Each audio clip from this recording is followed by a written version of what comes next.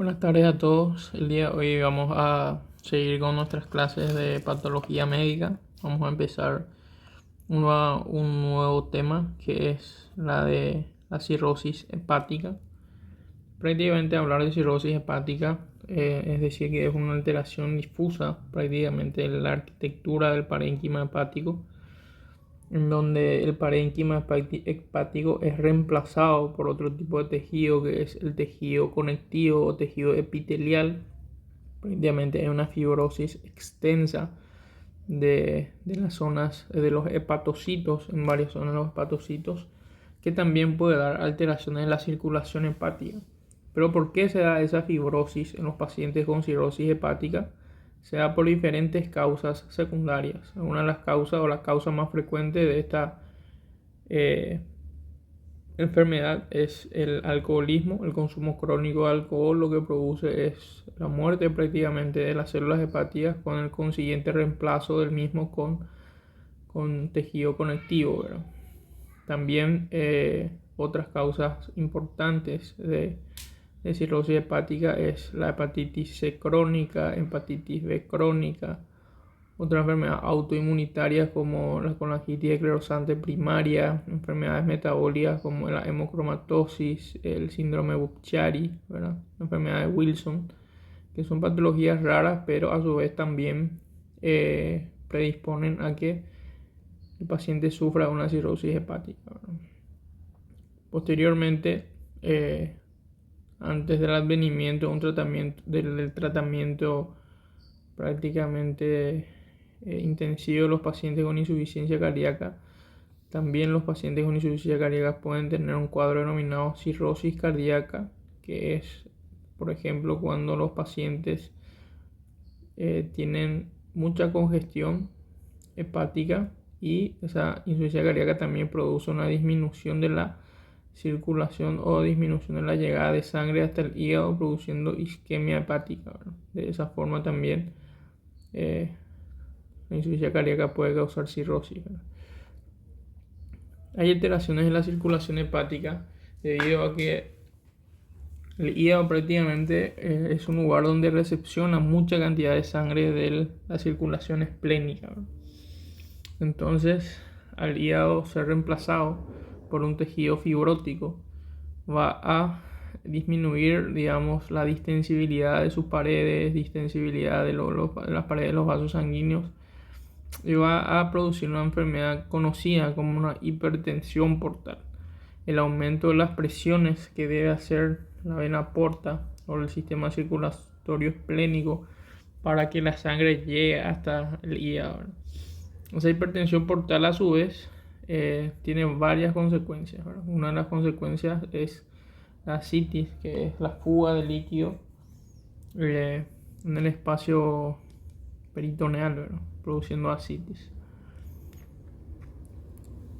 Cabe resaltar también que los pacientes con cirrosis hepática tienen una mayor predisposición a sufrir una enfermedad oncológica llamada carcinoma hepatocelular, ¿verdad? Carcinoma hepatocelular también en muchas ocasiones está relacionado, o los pacientes que tienen un carcinoma hepatocelular tienen prácticamente una disminución del pronóstico de vida, ¿verdad? ¿Cómo nosotros podemos clasificar a la cirrosis hepática? De diferentes maneras. La primera, y es la anatomopatológica o la morfológica, es clasificando los nódulos de regeneración, porque también en la cirrosis hepática nosotros vamos a hablar un poquitito de qué son los nódulos de regeneración. Que los nódulos de regeneración son prácticamente las zonas fibróticas por el cual es reemplazado, o los hepatocitos son reemplazados, ¿verdad? Y en muchas ocasiones, dependiendo a la causa en sí de la cirrosis hepática, puede ser macronodular, ¿verdad? Nódulos más grandes, o micronodular, nódulos más pequeños, como por ejemplo los que se ven en los pacientes con cirrosis hepática alcohólica, ¿verdad? Etiológicamente nosotros podemos tener tres características principales. Una, la poshepática, La segunda es la alcohólica, que es la causa más frecuente, y la tercera es la cirrosis biliar, ¿verdad? Que es la secundaria, alteraciones de la vía biliar. Y después está la clínica. La clínica puede ser clasificada en una cirrosis hepática que es compensada, que muchas veces es una cirrosis hepática subclínica que tiene pocos síntomas, ¿verdad? Y después está la cirrosis hepática descompensada, en el cual nosotros ya tenemos o ya se ven las complicaciones propias de la cirrosis hepática, tales como la ascitis, la hipertensión portal, la circulación colateral, ¿verdad? Las varices esofágicas, el sangrado, coagulopatías que llevan a las alteraciones de las alteraciones sanguíneas como anemia, ¿verdad? Por pérdidas crónicas de sangre y muchas otras alteraciones también, inclusive puede llegar a alteraciones óseas, ¿verdad? Encefalopatías por toxinas, ¿verdad?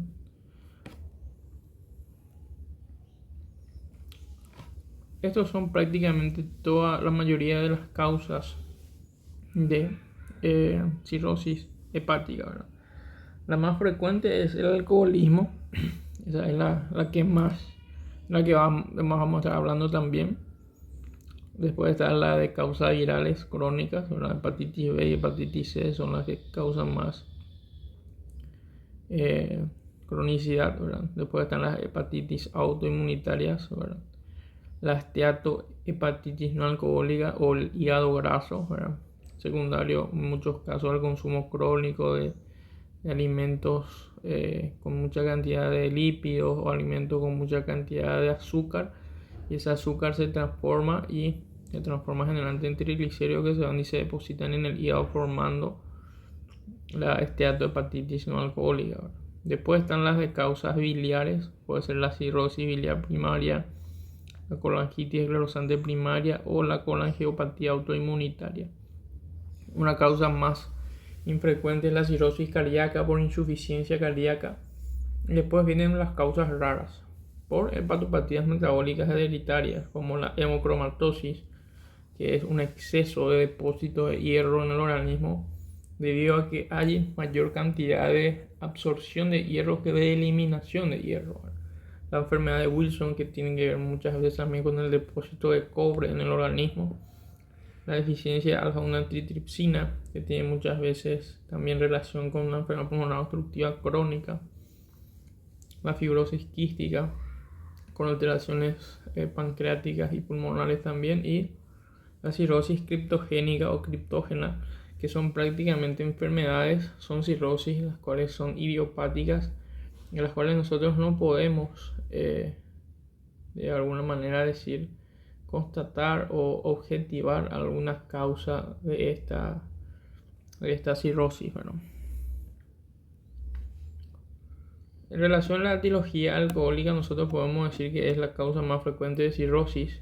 Tiene que haber una ingesta crónica de mucha cantidad de alcohol. Acá habla de 1 gramo de alcohol por kilogramo día.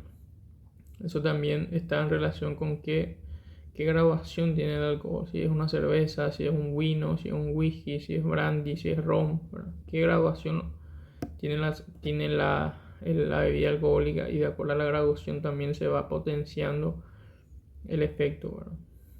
En muchas ocasiones hay muchos pacientes también que son bebedores crónicos pero que no desarrollan una cirrosis hepática per se, ¿verdad? En pocos casos, ¿verdad?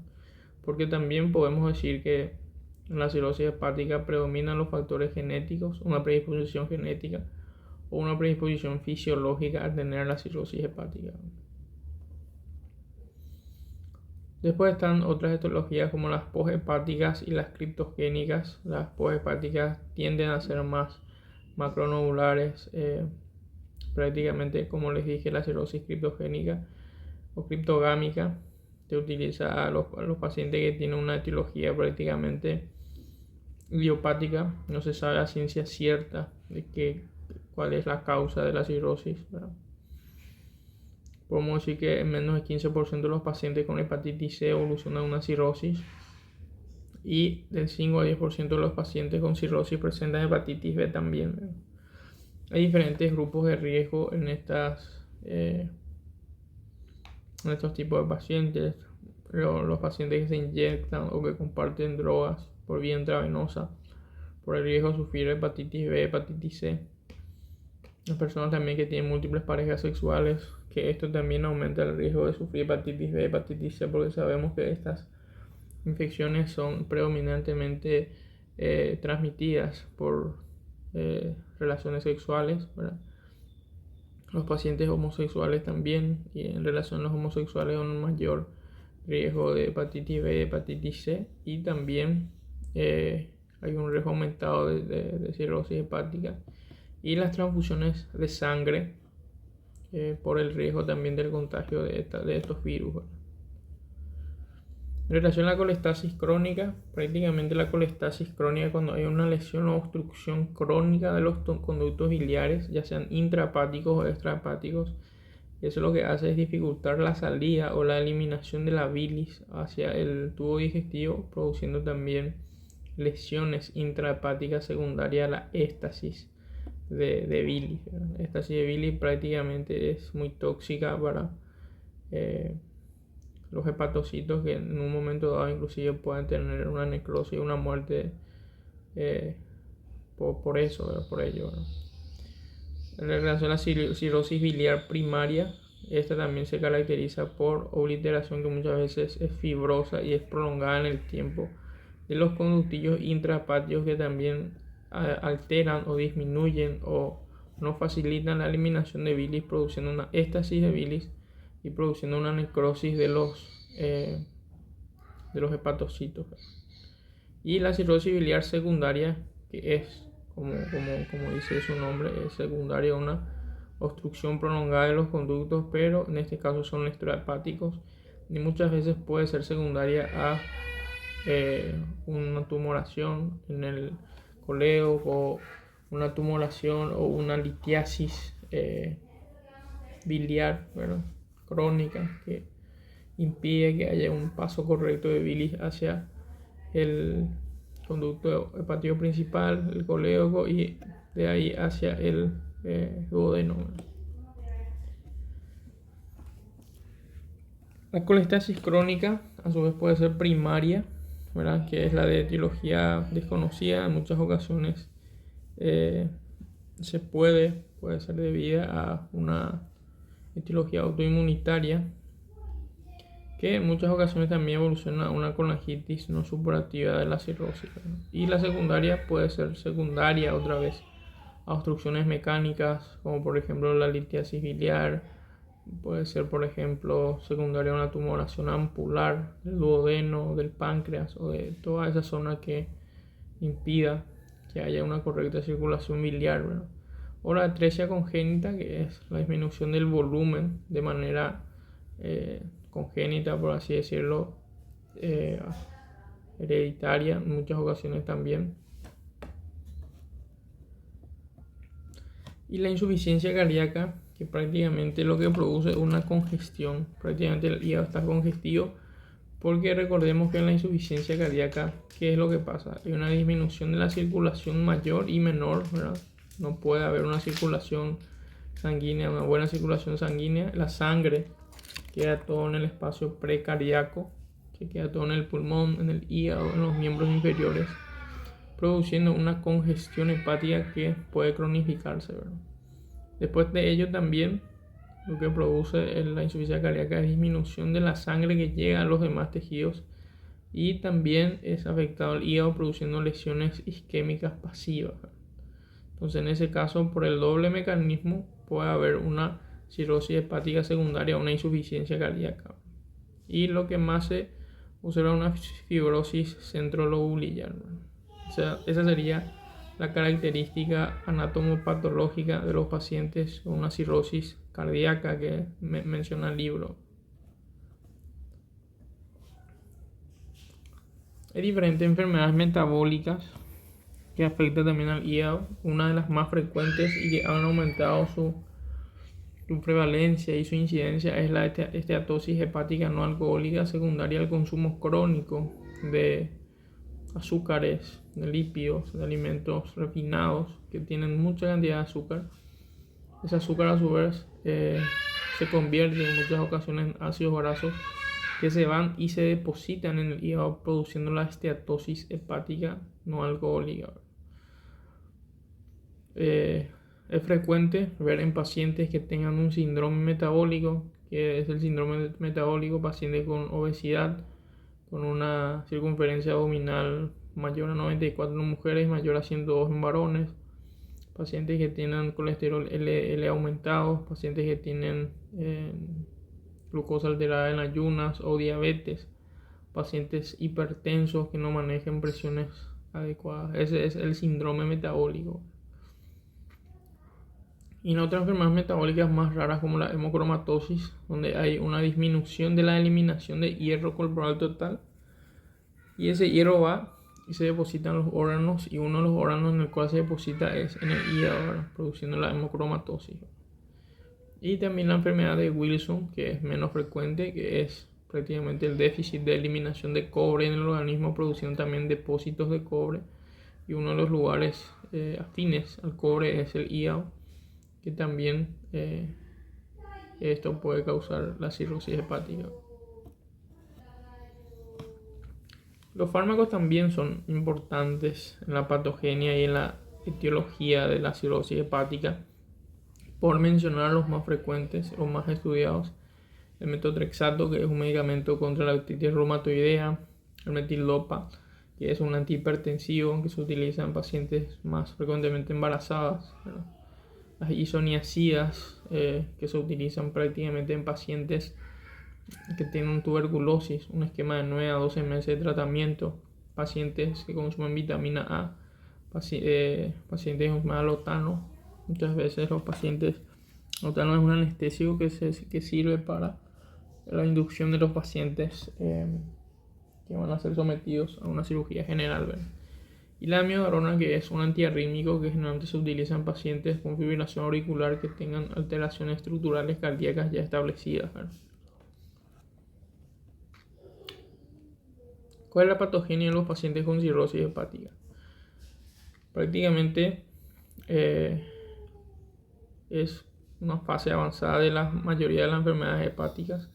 Es la fase avanzada de la hepatitis B crónica, de la hepatitis C crónica. Es consecuencia de la fase avanzada del alcoholismo, es consecuencia de la fase avanzada de la colestasis crónica. Y esto nosotros ya podemos verla con una biopsia hepática generalmente por fibrosis hepática que progresa de manera exponencial, ¿verdad?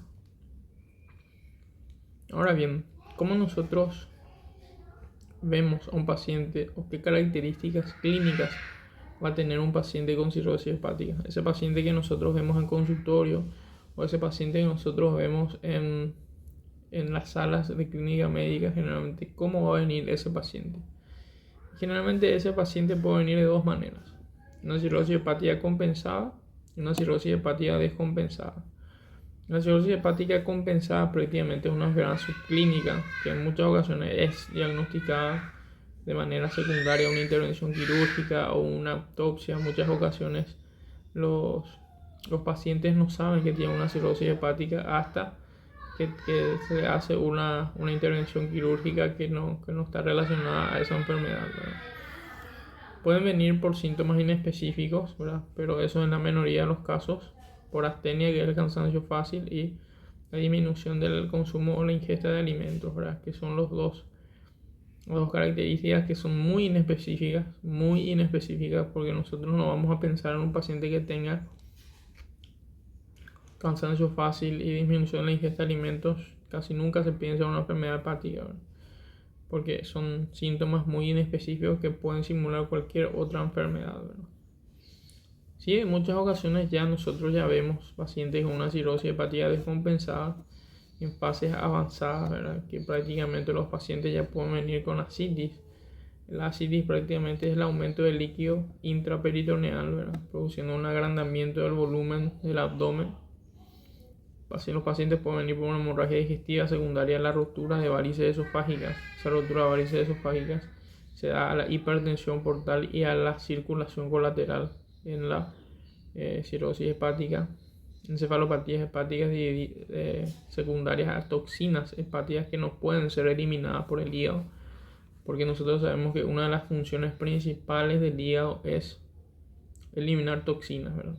¿Qué pasa si prácticamente el hígado no funciona en un 100 o un 50%? Va a disminuir la eliminación de toxinas en el organismo, y el organismo se va a llenar de toxinas, ¿verdad? Y las toxinas van en muchas ocasiones al sistema nervioso central, produciendo encefalopatías hepáticas, que en muchas ocasiones, cuando son muy graves, pueden producir lo que nosotros llamamos como coma alcohólico, ¿verdad?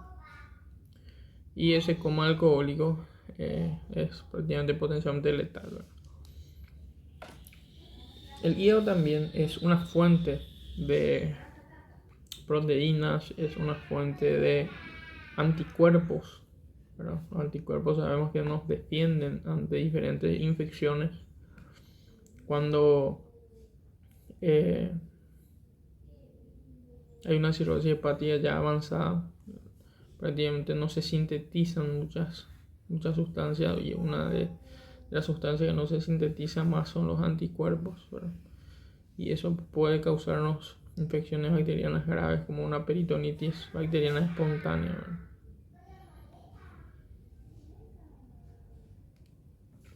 Nosotros podemos saber que el paciente puede tener una coagulopatía porque también el hígado sintetiza factores de coagulación, ¿verdad?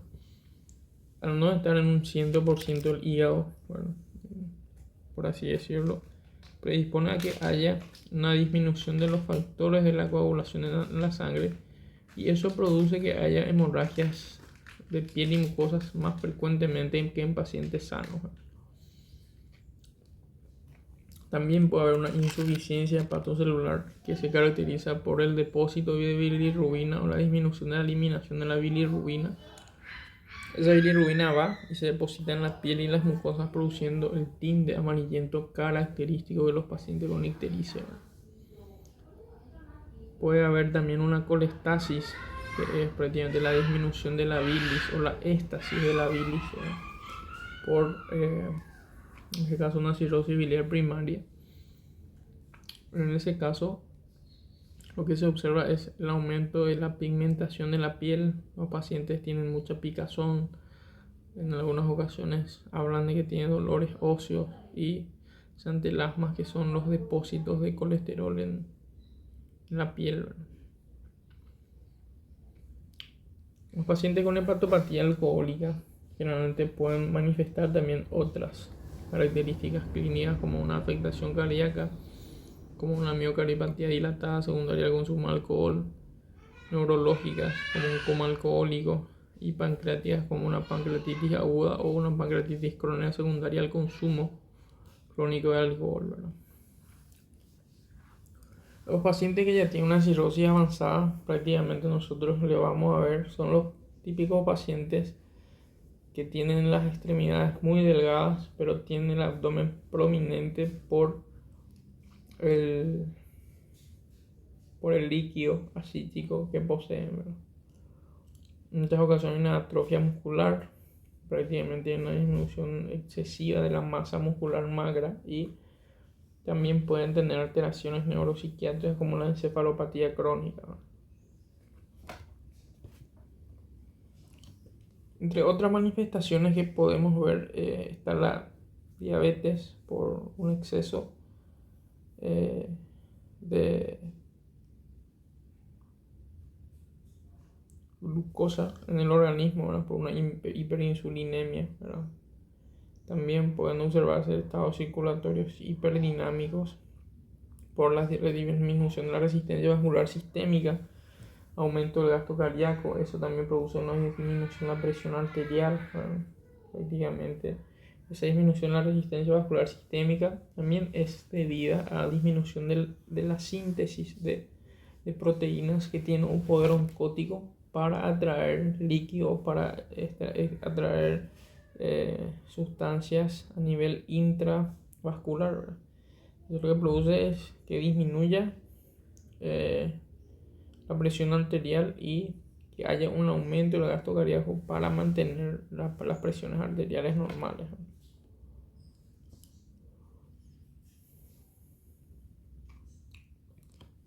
La insuficiencia cardíaca también puede tener un factor importante, puede causar una miocardiopatía cirrótica, ¿verdad? Puede también verse una miocardiopatía dilatada o enfermedades vasculares. Un pequeño porcentaje de estos casos tiene un síndrome muy infrecuente que es la afectación del hígado y el pulmón, que es el síndrome hepatopulmonar, que es debido prácticamente a la vasodilatación pulmonar muy persistente y que haya comunicaciones arteriovenosas pulmonares, ¿verdad?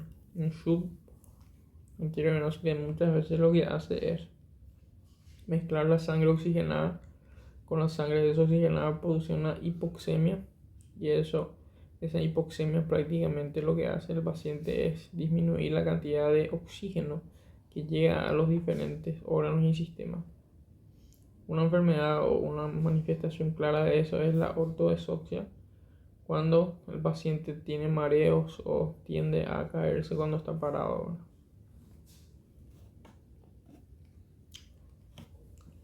¿Cómo nosotros podemos hacer el diagnóstico de un paciente que tiene una cirrosis hepática? En todas las patologías que nosotros vemos, en todas las patologías que nosotros vamos a ir viendo, nosotros empezamos típicamente por el interrogatorio del paciente. Ustedes después en patología médica van a ver que existen diferentes pasos para llegar al diagnóstico de un paciente, o al menos a la hipótesis diagnóstica, ¿verdad? ¿Qué es la hipótesis diagnóstica? Es lo que nosotros pensamos que puede tener el paciente, ¿verdad? Primero nosotros hacemos el interrogatorio de prácticamente los datos de filiación, nombre, edad, sexo, procedencia, trabajo, dónde vive. Le preguntamos los antecedentes del paciente, su antecedente fisiológico, qué tal su diuresis, su catarsis, el consumo de tóxicos como alcohol, de tabaco, drogas. Le preguntamos sus antecedentes patológicos de la familia, si la familia tiene una enfermedad, ¿verdad? Le preguntamos también los antecedentes remotos de la enfermedad, si lo que le está pasando ahora anteriormente ya le pasó alguna vez o no. Le preguntamos al paciente si tiene alguna enfermedad, que son los antecedentes patológicos personales. Y después empezamos con la enfermedad actual. Le preguntamos qué le pasó al paciente, por qué viene a consultar, su motivo de consulta. Vamos hilando desde el primer síntoma que tuvo, que puede ser hace 3 días, hace una semana, hace un mes o hace 3 meses. Después de eso, nosotros ya entramos prácticamente a lo que es el examen físico, la exploración física de pie a cabeza, de cabeza o pie de lo que tiene el paciente, ¿verdad? Región por región, sistema por sistema, órgano por órgano vemos y analizamos lo que tiene el paciente, ¿verdad? En ese caso, nosotros ya vamos, en muchas ocasiones cuando es una cirrosis hepática descompensada, ya por el interrogatorio y por algunos datos del examen físico, ya vamos hilando nuestro diagnóstico, ¿verdad? Que generalmente lo primero es ver qué órgano o qué sistema está afectado, y acuerdo, eso también a nosotros nos va a guiar para saber si le vamos a pedir algún tipo de laboratorio, de sangre, de orina o de cualquier sustancia del organismo, o algún tipo de imagen, ¿verdad?, que nos ayude a confirmar el diagnóstico que nosotros estamos presuponiendo.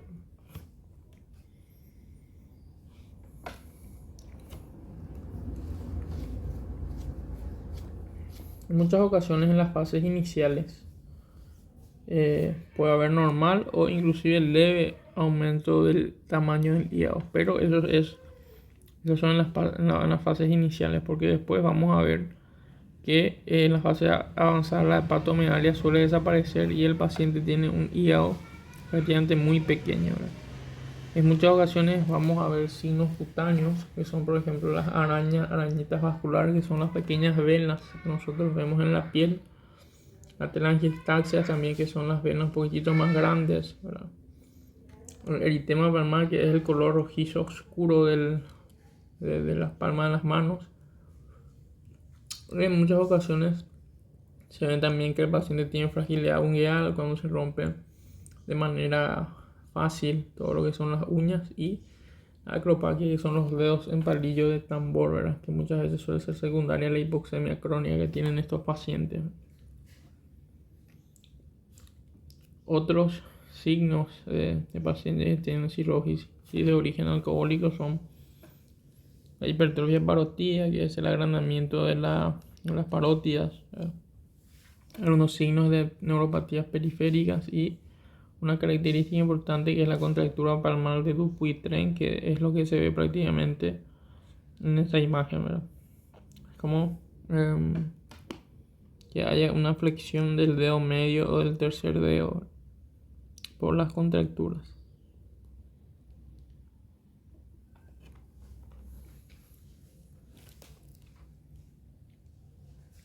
En la cirrosis hepática avanzada, lo más característico que nosotros podemos ver es la ictericia de piel y mucosa o coloración amarillenta en la piel y las mucosas. También podemos ver signos de ascitis, como el agrandamiento del diámetro abdominal, ¿verdad? Nosotros palpamos eso. Es un abdomen tenso que al percutir tiene diferentes maniobras semiológicas. Podemos ver también que es prácticamente un abdomen mate con lleno de líquido, ¿verdad? En muchas ocasiones también hay un agrandamiento de los miembros inferiores, edema de miembros inferiores, atrofia muscular, testicular, en muchas ocasiones ginecomastia también. Hay una disminución de la cantidad de vello en la axila, el pubis. Puede haber una hiperpigmentación, también puede haber un aumento de depósito de colesterol en la piel, signos neuropsiquiátricos, encefalopatía hepática, una HCG alcohólica también. Asterixis es pedir al paciente que levante las manos, y al levantar las manos tienen unos movimientos, las manos, ¿verdad? El paciente tiene dificultad para pensar, disminución del habla, ¿verdad? Alteraciones en la conducta, muchas veces también signos de parkinsonismo, que son los movimientos anormales involuntarios de las extremidades distales de los miembros, ¿verdad? El paciente puede estar muy caquético, eso secundario a una disminución de la ingesta de alimentos, porque estos pacientes prácticamente tienen una disminución del consumo de alimentos, y también puede haber una ascitis, ¿verdad? Que es ascitis tensa, que como le dije, el aumento del líquido a nivel del espacio peritoneal. Y también las sufusiones hemorrágicas que son debidas. Muchas veces la fragilidad de la piel de estos pacientes, en otras ocasiones debidas a la disminución de la síntesis por el hígado de los factores de la coagulación, que esto lo que hace es impedir que haya una buena hemostasia sanguínea en los pacientes que tienen algún tipo de lesiones, ¿verdad?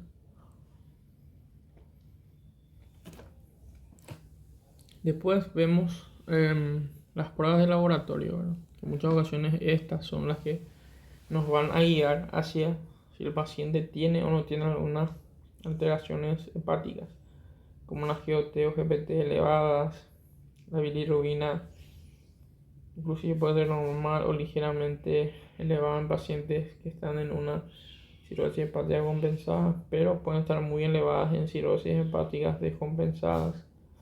La fosfatasa alcalina, que es un marcador de inflamación sistémico, que es sintetizada también por el hígado, que en muchas ocasiones puede ser normal o aumentado, ¿verdad?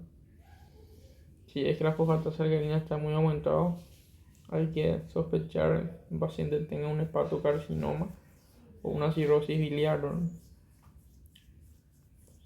Disminución de los factores de coagulación, disminución de la crisis sanguínea como la protrombina.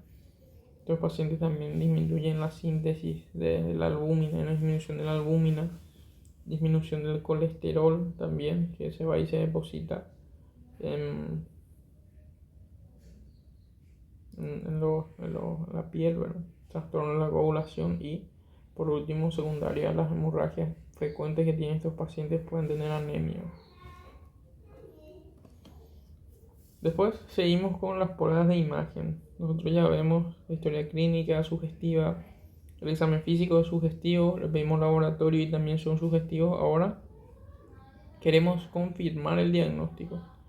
Queremos confirmar si el paciente tiene o no tiene una cirrosis hepática. ¿Cómo lo vamos a hacer? Mediante los métodos ecográficos abdominales, que también tienen técnica de Doppler, que está en estrecha relación con la circulación que tienen estos pacientes. prácticamente la ecografía lo que nos permite es ver las alteraciones intrahepáticas o de los bordes de los pacientes que tengan una cirrosis hepática. También permite ver signos de ascitis en estos pacientes, signos de hipertensión portal, como nosotros ver si hay una circulación colateral o si el vaso también está aumentado por un aumento de la hipertensión portal. Ver si el paciente tiene esteatosis hepática, porque sabemos que una de las causas más frecuentes y que están en mayor incidencia, en mayor aumento, es la esteatosis hepática no alcohólica, ¿verdad? Y la tecnología del Doppler prácticamente lo que nos permite es ver las características del flujo de la vena porta en la velocidad y la dirección que hacen, ¿verdad? Si hay una circulación colateral, si hay un mayor aumento de las presiones portales, entonces ahí podemos ver también indirectamente que el paciente puede tener una cirrosis hepática por el aumento de las presiones portales, ¿verdad? Eso es una característica diferencial, ¿verdad? En muchas ocasiones hacemos errores como solicitar resonancia magnética o tomografía de estos pacientes, pero luego el estándar generalmente es la tecnología Doppler, ¿verdad? La ecografía abdominal. En muchas ocasiones nosotros no tenemos datos de hipertensión portal, pero hay sospechas laboratoriales de que puede tener una cirrosis hepática y hay unas sospechas en relación a los antecedentes. Porque en muchas ocasiones pueden venir pacientes con una cirrosis hepática compensada, pero tienen factores de riesgo para tener una cirrosis hepática, como cuáles: pacientes alcohólicos, pacientes que sufren hepatitis B, C, pacientes como estos pacientes que tienen hemocromatosis o enfermedad de Wilson. Tienen factores de riesgo para sufrir cirrosis, entonces lo ideal sería, mientras más temprano hacer el diagnóstico, ahí más temprano poder resolver la causa de la enfermedad. En muchas ocasiones se hace una biopsia hepática para confirmar el diagnóstico de cirrosis, en donde nosotros vamos a ver dos puntos importantes. Lo primero es la fibrosis extensa de la mayoría del tejido hepático y observar también los nódulos de regeneración hepática. En muchas ocasiones nosotros no podemos hacer una biopsia percutánea a estos pacientes, ¿verdad? Que los pacientes que tengan mucha ascitis, por ejemplo, los pacientes que tengan plaquetas menores de 50.000, pacientes con un INR menor a 1,5, en estos casos lo ideal sería hacer una biopsia transyugular, ¿verdad? Que en el país prácticamente no se hace, ¿verdad? El diagnóstico generalmente de cirrosis cuando es descompensada prácticamente es fácil por los hallazgos clínicos, por los hallazgos analíticos, GPT elevado, GOT elevado, fosfatasa alcalina elevada, pacientes anémicos, pacientes con alteraciones de las clases sanguíneas. Nosotros ya sospechamos que puede ser una cirrosis hepática, y también por la ecografía, ¿verdad? Hacemos una ecografía donde se constata signo de ascitis. Si tenemos el Doppler, vemos también que hay una hipertensión portal importante.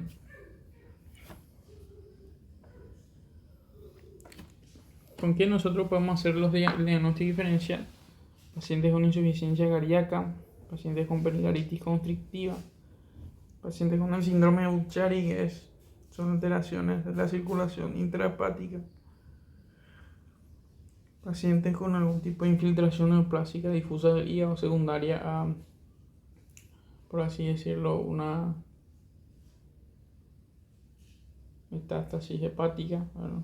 Las hiperplasias nodulares regenerativas. Y si nosotros tenemos ascitis, debemos excluir patologías como por ejemplo la carcinomatosis peritoneal, que prácticamente es cuando la enfermedad oncológica, ya sea de alguna patología pélvica o torácica, puede producir una invasión peritoneal, ¿verdad?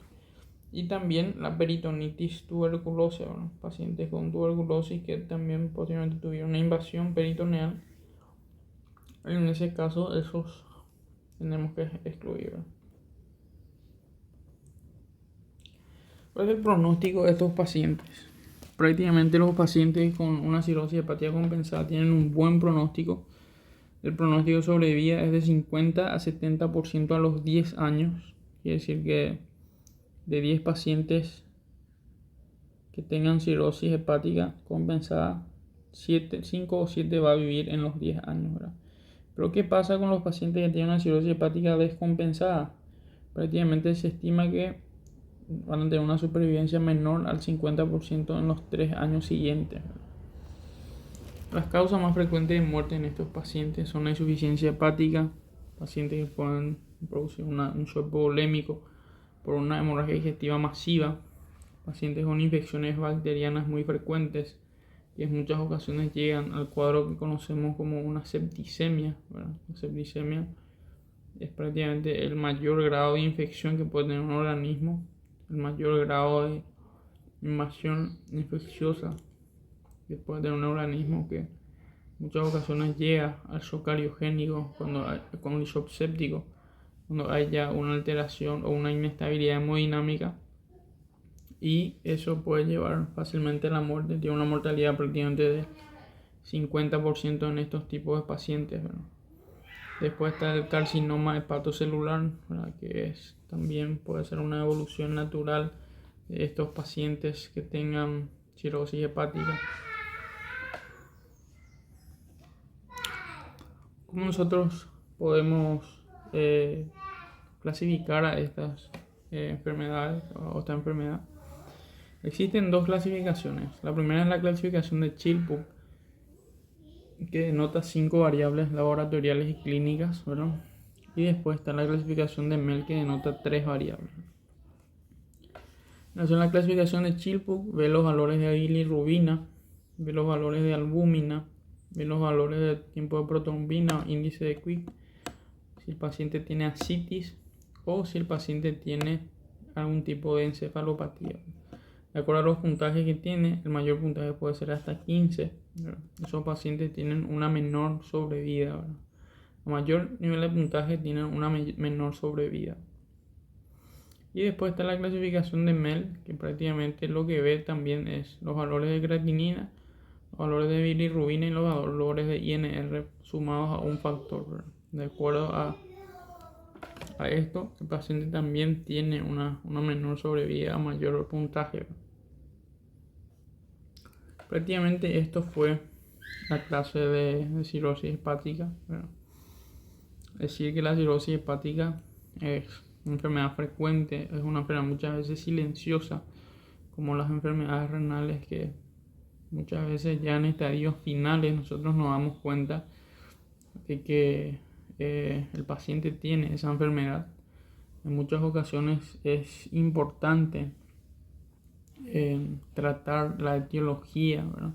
Tratar la causa de la cirrosis hepática, y al tratar la causa de la cirrosis hepática, en ocasiones también se puede que la cirrosis hepática sea reversible, como dice el texto, en los casos de una cirrosis hepática alcohólica, donde el paciente, dejando de consumir alcohol, inclusive puede disminuir la tasa de mortalidad de esos pacientes. Los pacientes con hepatitis C crónica, hepatitis B crónica, que realizando un tratamiento óptimo también pueden disminuir la tasa de mortalidad o aumentar la sobrevida, ¿verdad? Que eso es lo que más se quiere, ¿verdad? Y decir también que la cirrosis hepática tiende a evolucionar a un carcinoma hepatocelular. Por ello es importante inclusive diagnosticar en las fases iniciales para realizar un buen tratamiento de la etiología del mismo, ¿verdad? Muchas gracias por su atención.